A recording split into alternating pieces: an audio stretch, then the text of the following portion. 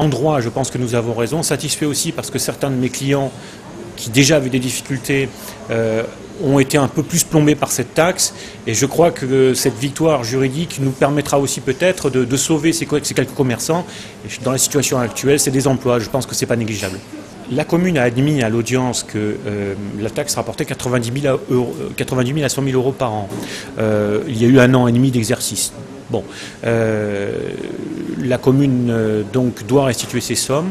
En droit, elle devrait le faire très rapidement en l'état de l'annulation. Maintenant, la question c'est de savoir si celle-ci exécutera de bonne grâce ou si au contraire elle se fera un petit peu tirer la main ou la jambe pour payer. Ça, cette question-là, eh bien, c'est à la commune d'y répondre. En tout état de cause, nous restons à disposition des commerçants si toutefois la commune venait à résister et à ne pas vouloir restituer ces sommes qui aujourd'hui ne sont plus dues. Ça veut dire reprocédure judiciaire à nouveau, avec des frais pour le contribuable avignonnais. Je trouve que ça serait dommage. Il vaudrait mieux que les choses en restent là. Ce projet n'était pas juridiquement soutenu. Il y a eu un errement, l'errement est corrigé, les choses devraient en rester là. Espérons que la raison triomphera dans ce dossier. Je n'emploierai pas le terme combat, moi c'est simplement j'ai soulevé un problème, je l'ai soulevé, ça n'a pas suffi, donc je me suis tournée vers un avocat, en l'occurrence maître Alexandre Koch. Maintenant, est-ce que la municipalité va rembourser ou pas rembourser les commerçants?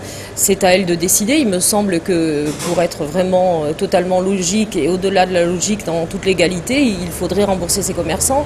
Après, c'est un combat, si vous voulez, au sens où, pour moi, développer le commerce dans Avignon, développer tout un aspect économique, cette mesure n'était absolument pas appropriée, injuste et qui ne correspond pas des besoins économiques et développement du commerce avignonnais.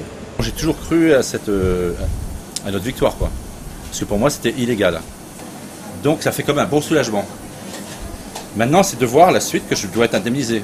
Pour ne pas être racketté pour le principe, j'ai rentré ma vitrine.